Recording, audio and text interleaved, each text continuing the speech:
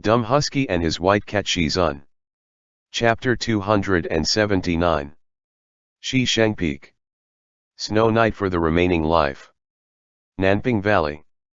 It was late at night and fresh snow was falling outside the thatched cottage.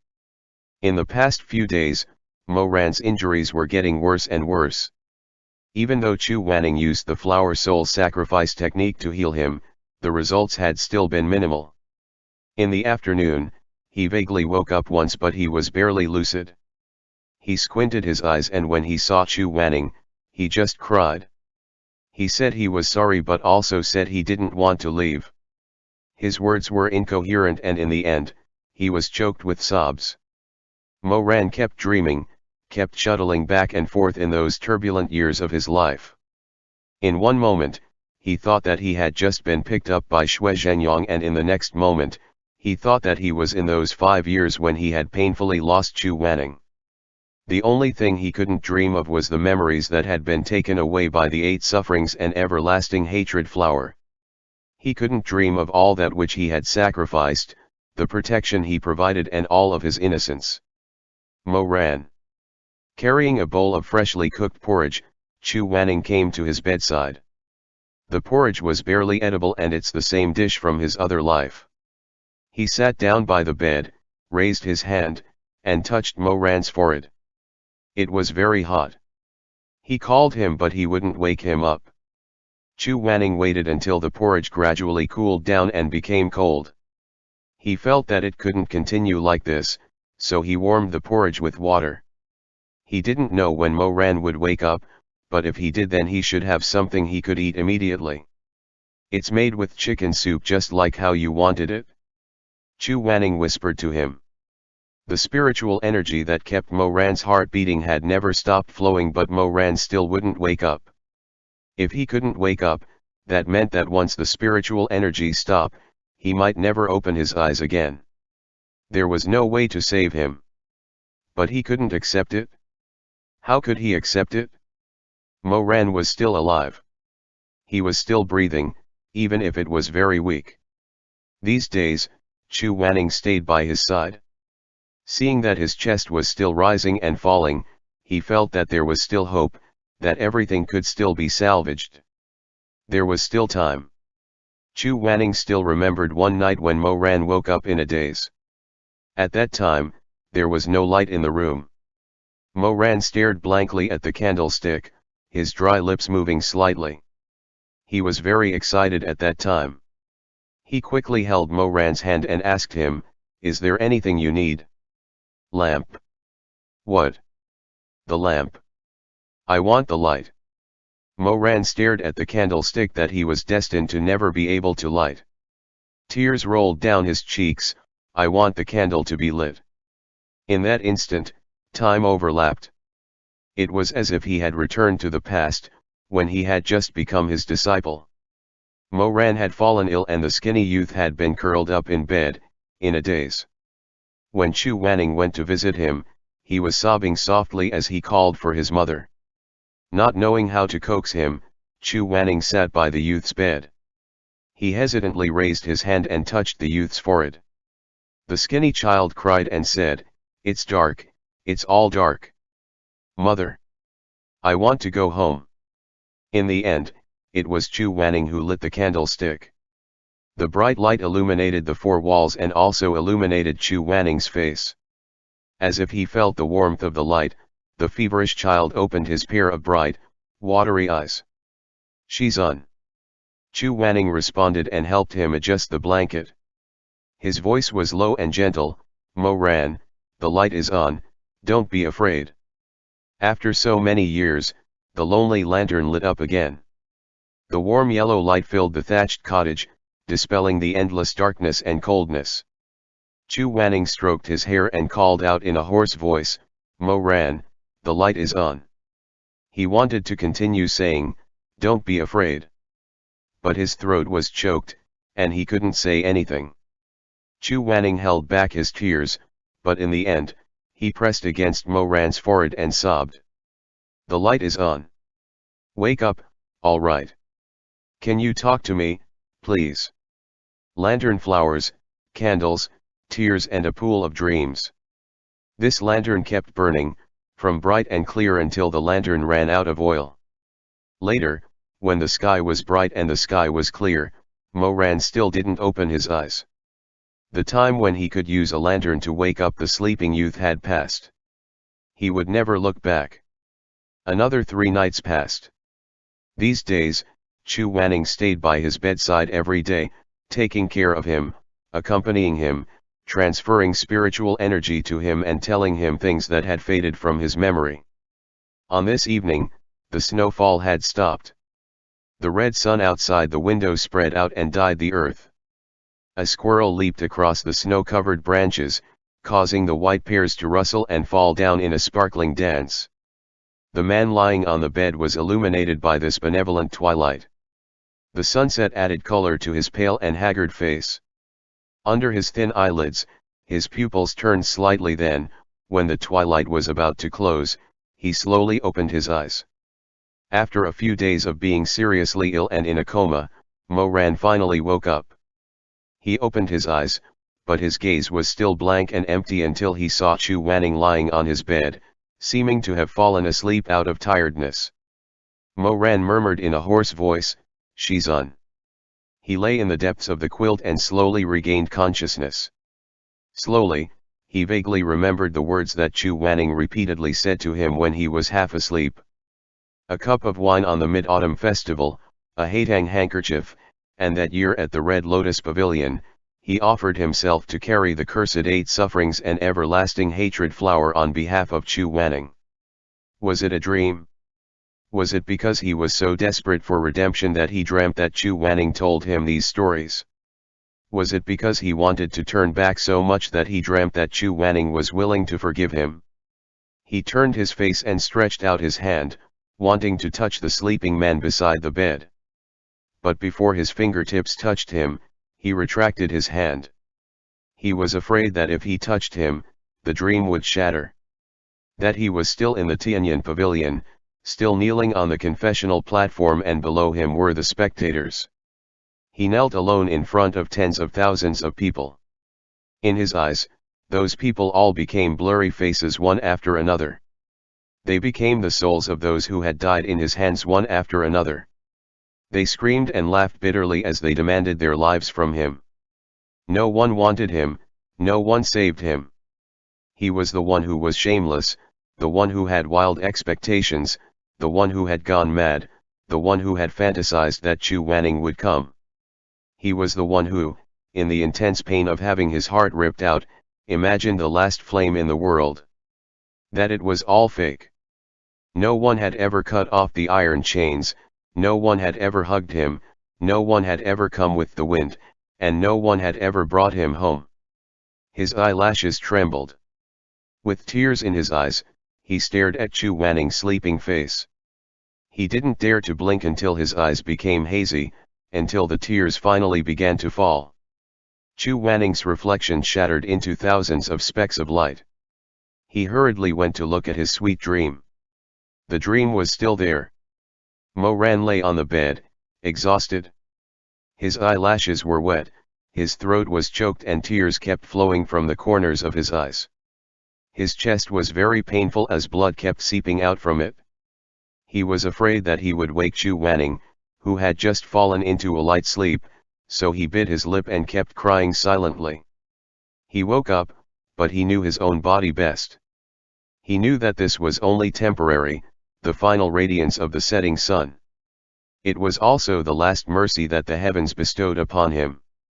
He, Mo Weiyu, had been anxious for most of his life and had run amok in another lifetime. His hands were stained with blood and there was no escape from his notoriety. It was only at the end that he was convicted. Therefore, he felt very lost and even a little apprehensive. He didn't know if this was fortunate or not. It was unfortunate that his 2 lifetimes were both absurd. Fortunately, he could finally have peace for the rest of his life. But how much of his life was left? 1 day? 2 days? Those were the good days that he had exchanged his life for. Those were the days of peace that he had never had before. Later, when he heard the sound of Chu Wanning waking up, He hurriedly wiped away his tears. He didn't want Shizun to see him cry. Moran turned his head and looked at the person beside the bed. His eyelashes trembled slightly. He looked at the person beside the bed as he stretched his phoenix eyes. He looked at the person beside the bed and saw himself reflected in that person's eyes. Outside the window, the golden crow was sinking and the Big Dipper stars were rotating. He heard Chu Wanning call out softly in a hoarse voice, "Mo Ran." That voice was low and gentle, like the spring buds breaking through the soil, like the ice that had just melted. It was also like the wine on the little red clay stove that had warmed to the 3rd degree. Wisps of steam rose and filled the air, causing one's heart to feel warm. It was a heavenly sound that he would never forget for the rest of his life. Moran was silent for a while and then he smiled. "Shizun, I'm awake." There was no wind or snow on that clear night and the rest of his life was long. That night, in the deep valleys of Nanping Mountain, was the most tranquil and softest moment of his 2 lives. He woke up. He could see the joy and sadness in Chu Wanning's eyes. He woke up. He leaned against the bed, letting Chu Wanning say whatever he wanted to tell him, allowing Chu Wanning to tell him what he wanted to do, about his experiences and all the misunderstandings. To him, none of this was important. He just wanted to hold on a little longer, just a bit longer. "Let me look at your wound again." "No need." Moran smiled as he grasped Chu Wanning's hand. He pulled it over and gently kissed it. "I'm fine." After several rejections, Chu Wanning looked at him. As if he suddenly understood something, the blood on his face slowly faded. Moran forced himself to be calm and said gently, "It's really fine." Chu Wanning didn't answer. After a while, he got up and walked to the stove. The firewood inside was gradually extinguished. He left Moran with his back to him as he slowly fiddled with the firewood in front of the hearth. The fire was lit up and then brightened. The entire room was warm, but Chu Wanning didn't look back. He still used the tongs to fiddle with the firewood that didn't need to be fiddled with anymore. "Porridge." Finally, he spoke in a hoarse voice. "The porridge is still warm. Since you're awake, you should have some." Moran was silent for a moment. He lowered his eyes and smiled. "It's been a long time since I've had porridge cooked by Wanning. In my last life, after you left, I never had it again. It's not cooked well." Chu Wanning said, "I still don't know how to, probably, it's barely edible." His voice trembled as if he couldn't continue. Chu Wanning paused for a long time before slowly saying, "I'll get you a bowl." Moran said, "All right." The room was very warm. When the night turned dark, it began to snow intermittently outside. Moran held the bowl of porridge and drank carefully. After a few sips, he glanced at Chu Wanning. Then, he lowered his head and drank a few more sips. Then, he looked at Chu Wanning again. Chu Wanning asked, "What's wrong? Are you not feeling well?" "No." Moran said softly, "I just want to look at you more." Chu Wanning didn't say anything. He used a silver dagger to cut the roasted fish on the fire pit. The fish melted in the mouth, but there were still some bones. He picked out the bones and carefully divided the snow-white fish meat. In the past, when they ate together, Moran took care of this for him. Now, it was his turn. He handed the cut fish to Moran and said, "Eat it while it's hot." Moran ate obediently. When this man leaned on the bed and wrapped in the quilt, he didn't look so tall. The orange light of the fire shone on his face. He looked very young. At this time, Chu Wanning suddenly realized that whether it was Taxian Jun or Grandmaster Mo, they were all younger than him by a full 10 years. But they had gone through so much sufferings. After Moran finished the porridge, he picked up the fattest piece of fish and wanted to give it to Chu Wanning. He was stunned as he asked, "Shizun, what's wrong?" Chu Wanning lowered his head. His eyes were slightly red.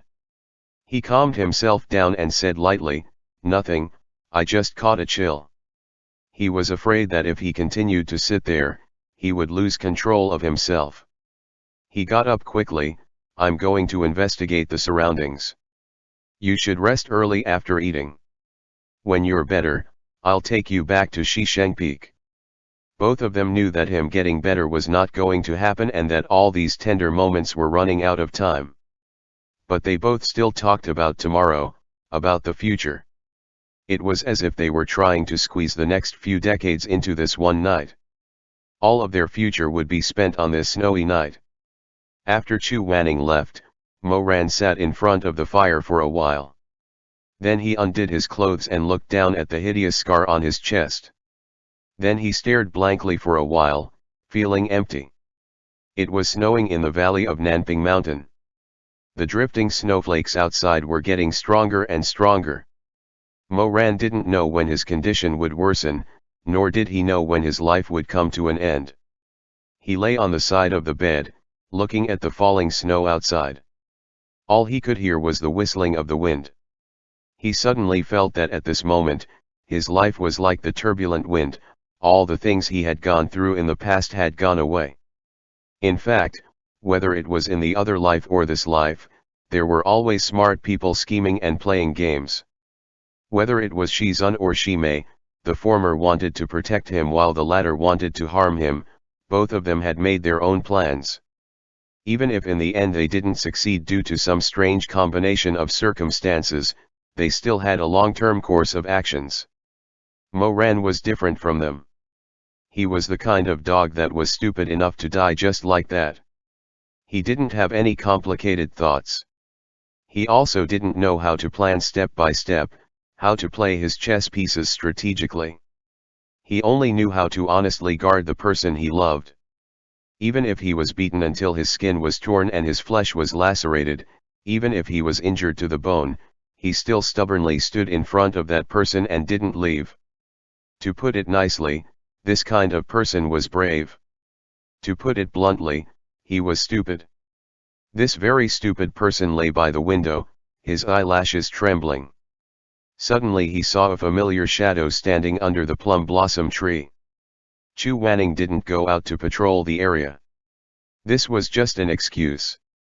He was standing under the tree. The distance was too far and the wind and snow were too strong. Naturally Mo Ran couldn't see any expression on his face. He could only see a vague silhouette. He stood alone in the snow that covered the sky and the sun, motionless. What was he thinking? Won't he catch a cold? Shizun. Chu Wanning, who was lost in thought in the snow, turned his head and saw that in the dark night, amidst the frost and snow, the black-clothed youth with the quilt had unexpectedly appeared behind him. Chu Wanning was shocked.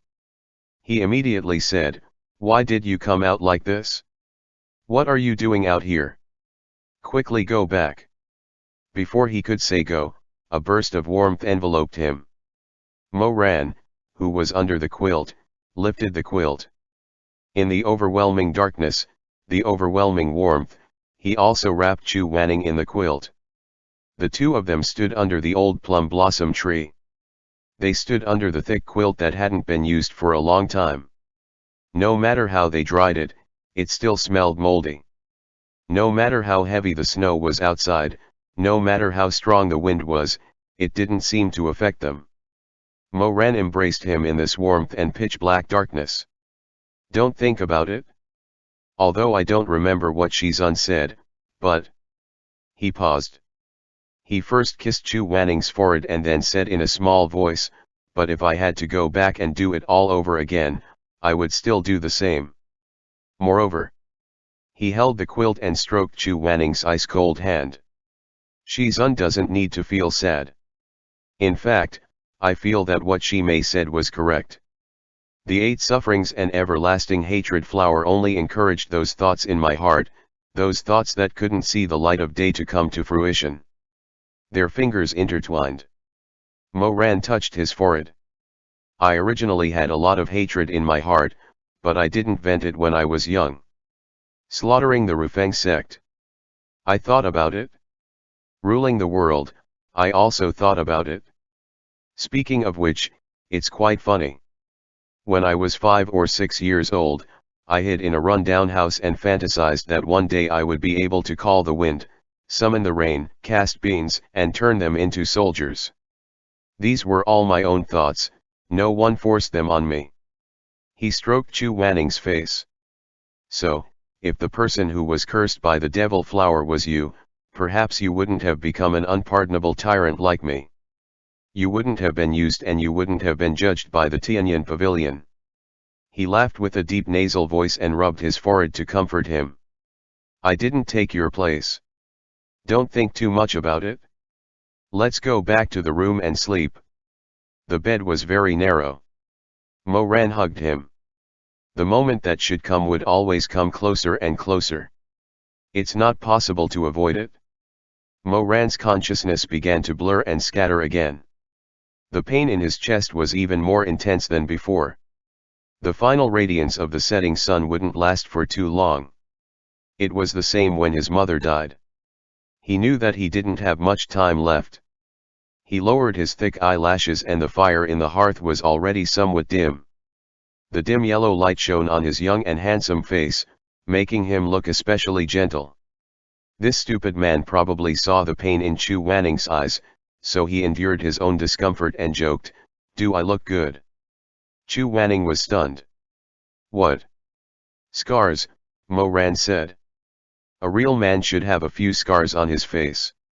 Chu Wanning was silent for a while, then raised his hand and gave him a slap. The slap was too light and it was more like a caress. After a while, he seemed to be unable to bear it any longer. He buried himself in Mo Ran's warm chest and didn't make a sound, but his shoulders were trembling slightly. He knew very well. Chu Wanning knew. Mo Ran was stunned for a moment, then hugged him and kissed his forehead and hair.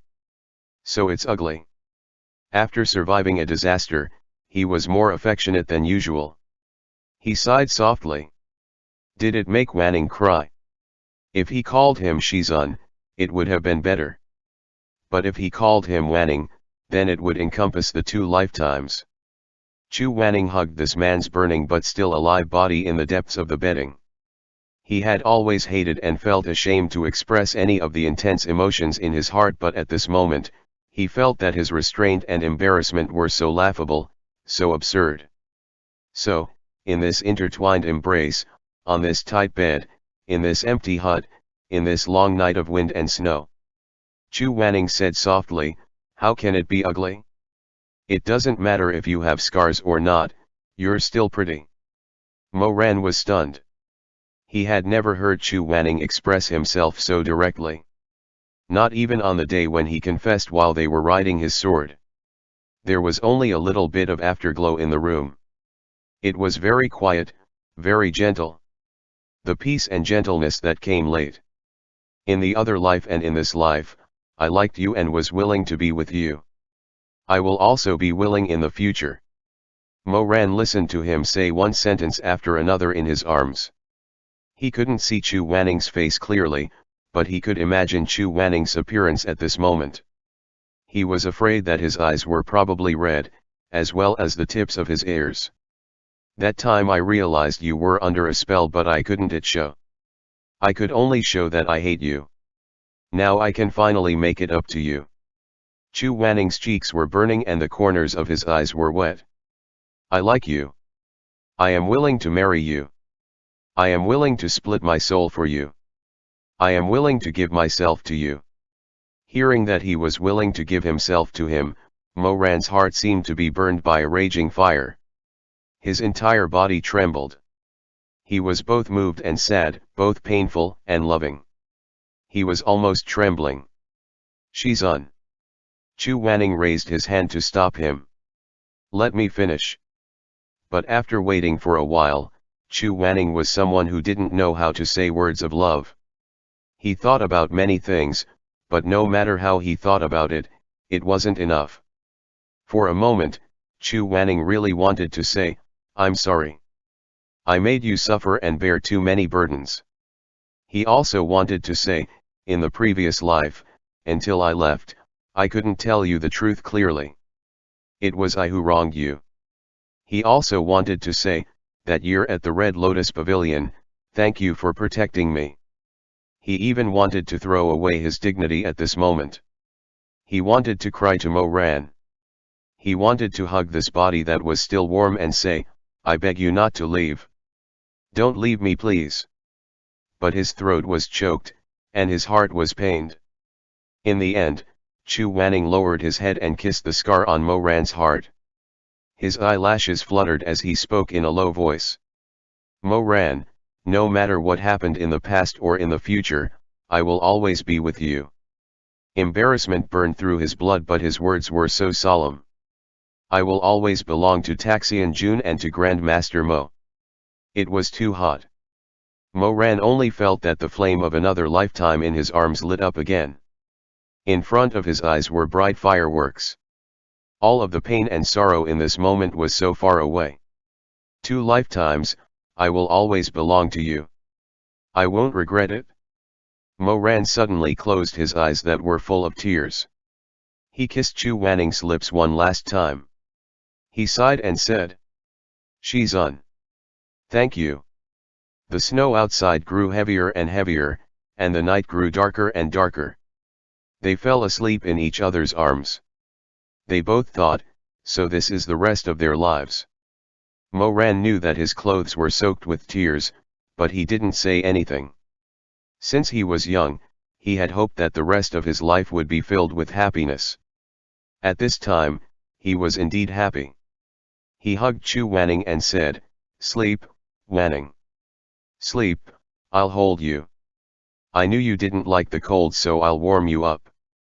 When I'm better, we'll go back to Shisheng Peak.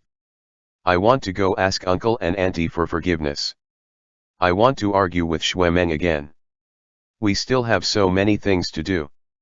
Mo Ran stroked Chu Wanning's hair, his voice soft. His throat was full of the sweet taste of blood and his breathing became more and more labored. But he still smiled. His expression was very calm. Shizun, I will hold the umbrella for you for the rest of your life.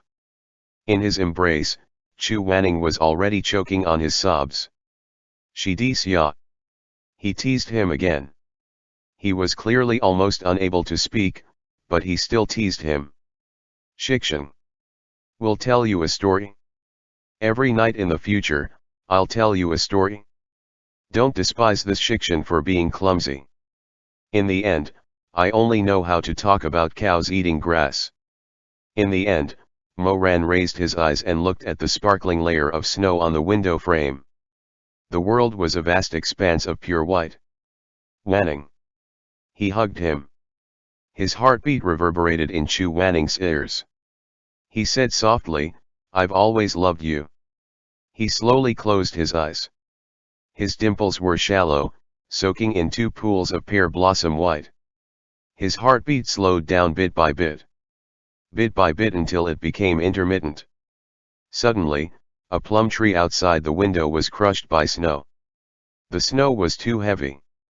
The branches snapped, making a sudden noise. The snowball fell with the branches, making a crisp crackling sound. After this clamor, Chu Wanning could no longer hear the sound of his heartbeat. He waited for a moment. Then another moment. He waited for a while. He waited for a long time. There was no more sound. No sound. Nothing at all. It was a terrifying silence that made one's flesh and bones tremble. It was a terrifying silence that made one despair for life. Finally, it stopped. It rested. The room was deathly silent. It was so quiet that it was terrifying. After a very long time, Chu Wanning did not move. Chu Wanning was still lying in Mo Ran's arms on the bed. He did not even get up, raise his head, or speak again. His little disciple, his Mo Shikshan, his Taxian Jun wanted him to sleep peacefully.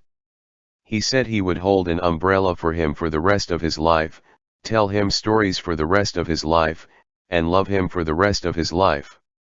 Mo Ran said, It's cold outside, the snow is heavy. I'll warm you up. Chu Wanning curled up in his arms, curled up in his chest and did not move at all. They were going to leave for home tomorrow.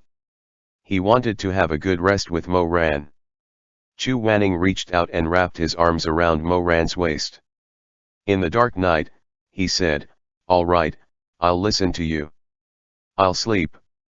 But tomorrow, when I call you, you have to remember to wake up." He leaned against the chest that was no longer rising and falling. His tears soaked and warmed Mo Ran's clothes. "Don't stay in bed. Good night, Mo Ran. It's a long night but I'll be with you. I hope you have good dreams. There's fire, there's light. And home." End chapter. Dumb Husky and his white cat Shizun. Chapter 280. Shi Shengpeak, Good and Evil Talk. The next morning, the sun shone through the window. Chu Wanning opened his eyes. The bedding was warm. The temperature of one person could warm the bodies of two people. He quietly looked at Mo Ran's face. In his eyes, he was the most handsome person in the world. He was the best person. He didn't move. He was thinking, what kind of porridge should he cook today? Yesterday's porridge had been finished. Mo Ran ate 4 bowls like a reincarnated hungry ghost. There wasn't a single bit left. He kissed Mo Ran's cheek and said, "I'll make some more for you, all right." The man was in deep sleep. His dark eyelashes were as gentle as 2 rolls of cattail leaves. He looked so gentle that it seemed like any moment, he would open his eyes, pulled him over with a smile and said, "I'm hungry. Wanning, go cook a bowl of porridge for me." He also seemed to tell him affectionately, "Whatever Shizun does is good. I'll like it." The corpse had long been cold. The cheek was cold when he kissed it. There was no warmth at all. Chu Wanning didn't cry. He got up and covered Mo Ran with a blanket. Then he went to the courtyard to collect firewood to start a fire. He cooked seriously and properly. The water boiled and the mist filled the air.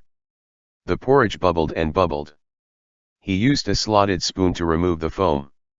He added some salt and covered the porridge with a wooden lid to cook. A person who had been reborn once couldn't be saved a second time by the art of rebirth. Chu Wanning stood by the stove in a daze. There was a moment of clarity in his consciousness. This moment of clarity almost took his life. He hurriedly stopped the trembling of his fingertips and raised his hand to open the lid. When the porridge was cooked, someone would drink it. He now had fragmented memories of Mo Ran. When Mo Ran was a child, he was very poor. He didn't have enough to eat. A single piece of steaming hot pancake was something that could make him happy for a whole day. Mo Ran wouldn't waste this, so he would wake up sooner or later. When the porridge was ready, he went to the courtyard to clean up the snow. Afterwards, he broke off a new branch of pear of balsam and brought it back. He cut off the branch and set it in a small clay bottle to raise it. The fragrance of the blossoms spread for 10 miles. With this, Mo Ran could still smell the mortal realm as he walked. No, his mind was in chaos again. What walking on the road, what smelling the mortal realm? Mo Ran was clearly still lying there, exactly the same as yesterday, the day before and a few days ago, except that his face was thinner and paler this time. He would wake up again. It had been 2 lifetimes. No matter if it was hatred or resentment, love or pity, ever since they met, Mo Ran had never taken the initiative to leave him. So gradually, Mo Ran permeated into his life. He became the wind, the hour, the spring that flowed through his fingers, the light that draped over his long hair.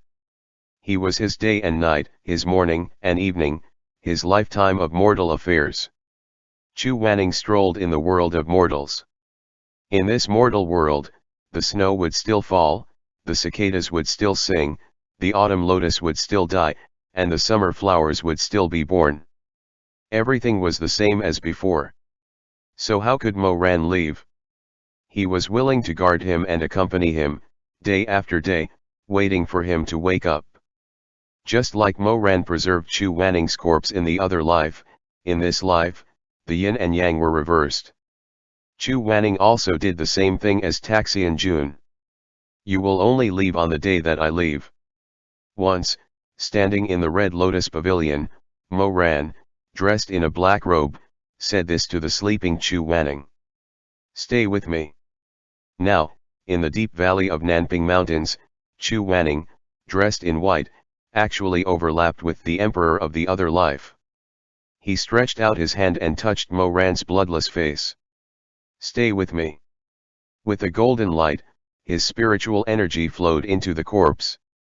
From then on, even if it was in heaven or on earth, as long as Chu Wanning was still in the world, Mo Weiu's corpse would not decay. Only many years later, when Chu Wanning passed away and the flow of spiritual energy had stopped, would they die together. Turning into ashes, scattering into fine powder, scattering into mud and crushing into dust. He would leave together with him. The charcoal stove in the Tianyan Pavilion's sacred hall burned fiercely, casting flickering shadows on the walls. Mu Yanli stood alone in the center of the hall with her hands clasped behind her back and her eyes closed. Suddenly, the hall door opened, and a person walked in. Mu Yanli did not turn around. She said lightly, "You're here." "I'm here." That person took off the hood of his cloak, revealing a devastatingly beautiful face. It was Shimei. "Muji, aren't you going to the back hall to take a look?" "There's nothing to see," Mu Yanli said. "It's just something where you cut open people's chests and skull. The smell of blood is too strong, I can't stand it. What can I do? Medical cultivation has always been like this." Shimei smiled. "Even if it's Jiangshi of Gaiyuye sect, he wouldn't be able to keep smelling fragrant if the room got filled with the smell of blood when cutting a person's body." Mu Yanli frowned. She didn't want to talk to him about dissecting a corpse, so she asked, "Speaking of which, you have been using this technique for a few days. When will Taxian Jun be completely reborn?" "It can't be considered rebirth. There's only a piece of soul in his body. At most, he's a living dead." Mu Yanli looked at him and said, "What we want is a living dead. The more obedient, the better. What about the fragments of the spiritual core? Are they still useful?" "More or less. Although they're not complete, they're still terrifyingly powerful," Shimei said. "Mo Ran is indeed worthy of being the cultivator with the greatest talent. He's enough to open the way for us." Mu Yanli sighed. "I hope there won't be any accidents this time." "It's hard to say whether there will be any accidents." Shimei said, "I'm currently using the technique to restore the spiritual core in Taxian Jun's body. It'll take at least 10 days. In these 10 days, I hope Muji can do 2 things for me." "Tell me." "First, when Taxian Jun is completely restored, we'll have to do that great thing. At that time, no matter how stupid those cultivators are, they'll know that Mo Ran is telling the truth. I'm afraid they'll join hands to stop us." Shimei paused. "Although small ants and crab generals aren't a problem, it's always a headache if there are too many people. So, although the upper cultivation world is strong, they don't have enough experience. The key is Shisheng Peak. I hope Muji can create some uproar that would provoke a dispute between Shisheng Peak and the other sects, so that this sect would be disbanded ahead of time." Mu Yanli said, "Chu Wanning broke Mo Weiu out of prison and escaped. These 2 were from Shisheng Peak, so it should not be difficult to make a fuss about it. Moreover, Shisheng Peak has already been attacked before and many people want to force them to be dissolved. This is easy. What about the second thing?" "The second thing?" Shimei sighed, as if he was regretful. "Kill someone for me." "Who?" "Myself." Mu Yanli suddenly turned around and glared at him. The light of the flames illuminated Shimei's gentle face. "The you from this life?" "Yes." "Are you crazy? Are you serious?" "No matter what, he's still." She paused and didn't continue speaking, because she saw Shimei lift his soft and thick eyelashes, revealing a pair of black eyes underneath. His murderous intent was strong. No matter what, he's still me. Shimei smiled. That's right. But he's also a traitor. If he didn't let Chu Wanning go, would anyone come rescue Mo Ran? If he didn't mess with Taxian Jun's spiritual sense, would Chu Wanning had been able to take the half-dead Mo Ran away? At this point, Shimei's eyes flashed with a trace of coldness. Fortunately, he learned some techniques behind my back. He's a blind person, so he escaped fast and concealed his tracks. Otherwise, I would have skinned him alive. Mu Yanli couldn't help but say, I know what he did wasn't right, but he's still a member of our clan. He's me. We two are destined to overlap in the end, and I'm enough. Shimei walked up the stairs and stood beside Mu Yanli. Just like you, in your previous life, you died of illness. But with the help of the current Muji, it's the same principle. But you don't have to kill him. Our clan has suffered enough. Mu Yanli anxiously stared into Shimei's eyes. Anan, we swore that as long as we're from the same clan, we would help and support them. We can't kill each other. Shimei turned his gaze away. He didn't say anything and just looked at the dancing flames. After a while, he said, that's what I thought when I was on Mount Xiao. I was wary of everyone but not him. That's why I gave him a chance in the end. The result was, he's already different from me. I'm still the same Hua Binan and Shi Mingjing, Shimei said indifferently. Finally, he closed his eyes and sighed. But what about him? He only remembers that he's Shi Mingjing. He doesn't remember who Hua Binan is. The flames crackled and orange sparks splashed out. Mu Yanli finally shook her head. I can't do the second thing you said. He's already lost his eyes because of us. Now, we can't accept him anymore. Chu Wanning and the others won't accept him either. He can't go anywhere and can't do anything. Why do you have to kill him? Just because he betrayed you? Just because he chose a different path from you? Shimei didn't say anything. After a long time, he smiled. You've always been decisive. Why are you suddenly so soft-hearted? Mu Yanli suddenly raised her head. Her eyes flashed with pain. Because he's also my brother. He's also you. Because of the emotions in this secular world, her face finally became less cold. She no longer looked like a stone statue or an ice sculpture.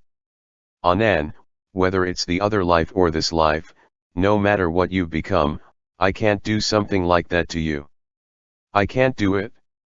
The flames in the charcoal stove rose faintly and danced like intertwining red silk. Shimei sighed. Forget it. This is a private matter. If you don't want to, it's up to you. But the first matter could mean our success or failure. Muji, please do it properly. Mu Yanli closed her eyes. At this moment, the evening bell rang, solemnly descending from the turret at the top of the pavilion. The old bell of the Tianyan pavilion had been established for thousands of years, but its sound was still vigorous. Mu Yanli slowly opened her mouth amid the lingering sound of the bell. I understand. Don't worry. The second night after this conversation at the Tianyan pavilion, a series of murders suddenly occurred in the upper cultivation world's beaten manor. Before this matter was thoroughly investigated, similar cases occurred one after another in Huo Huang Pavilion, Wuobei Temple, Gaiyuya and other sects. Soon, a single incident of terror became a cycle. People quickly found the crux of the problem. Zhenlong chess formation. Zhenling chess pieces were everywhere. Villages, alleys, and cultivation sects. None were spared. These chess pieces that had lost their minds were increasing in number. They killed and set fires everywhere. The sects of the cultivation worlds could barely take care of themselves. They no longer had the spare energy to care about the lives of the common people. Day by day, blood dyed the rivers red. Cities after cities became deserted. This disaster was more terrifying than any of the previous heavenly rifts. Because people weren't even sure who the mastermind was, they didn't know how to end this sudden catastrophe. But most cultivators believed that this disaster was planned by Chu Wanning and Mo Ran, whose whereabouts were still unknown. But there were also people who had doubts. For example, a group of refugees gathered in the ruined temple at this moment. They discussed, "It's believable that Mo Ran is behind this. But why is Chu Wanning helping him? Who knows? Maybe it's to get a share of the pie." Another person said, "I think it's not as simple as getting a share of the pie. You all saw what happened at the execution platform of the Tianyan Pavilion. If they were just an ordinary master and disciple, why would they be so emotional? In my opinion, the relationship between Chu Wanning and Mo Ran is not normal at all." "Ah, you mean cut-sleeve romance between master and disciple?" They continued to talk and they were not stingy with their filthy words. The people sitting around the table all showed extremely shocked and disgusted expressions, murmuring, "It can't be. He's the venerable Baidu immortal." Then don't forget that when Chu Wanning accidentally died while mending the heavenly rift, his disciple Mo Ran risked his life to save him in hell. Although the relationship between master and disciple is deep, this is a matter of life and death. If it were you, would you be able to do it? The other party fell silent. A bean pod cracked in the bonfire, emitting a crisp sound. "And that time on Mount Qiao, did you hear? Before Shi Mingjing was taken away, he said something." "What?" "I don't remember the details. At that time, the situation was tense and many people didn't think about it carefully. After thinking about it carefully, I felt that there was a hint of ambiguity between the lines. Someone frowned and said, 'But I heard that Shi Mingjing is Hua Binan. Can his words be trusted?' A bunch of nonsense." Everyone was startled by this angry shout. They turned around and saw a man with angry eyes. "How can you believe such words? It's clearly Mo Ran who is slandering Shi Mingjing. Brotherly, why are you so agitated?" The man said, "Why shouldn't I be agitated? My life was saved by Shi Mingjing. Ah! At that time, I was on Mount Jiao Mountain. Hua Binan infected us with a type of goo called the heart-drilling worm. If not for Shi Mingjing's eye-healing technique, I would have died on the spot. If Shi Mingjing is Hua Binan, why would he help us break the curse?" The more the burly man spoke, the more agitated he became. In the end, his eyes were wet. In order to save us, Shi Mingjing's eyes were injured by Hua Binan. We don't know if he is still alive, but he was slandered by Mo Ran. I feel bad for him." As he spoke, he burst into tears. The other people in the ruined temple didn't know what to do. They looked at each other. On one side, it was Shi Mingjing and Tianyan Pavilion. On the other side, it was Mo Weiyu and Chu Wanning. Both sides were suspicious, but the latter was obviously more suspicious and seemed more guilty. A female cultivator in the crowd looked at the flickering fire pit and suddenly said in a low voice, "Actually, that day on Mount Qiao, when we fought against Su Xuanglin, I was also in the group. I saw what Shi Mingjing did and what Mo Ran did. They didn't look like bad people. But one of them must be lying, right?" The female cultivator shook her head. "Who is lying is too important. I don't dare to judge. But I want to tell you something I saw with my own eyes." Seeing that everyone was looking at her, she was a little embarrassed. She coughed lightly and said, "At that time, everyone was injured. Mo Ran and Grandmaster Chu Wanning were also not in good condition. They were sitting by the side to rest.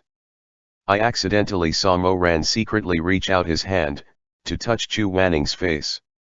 End chapter.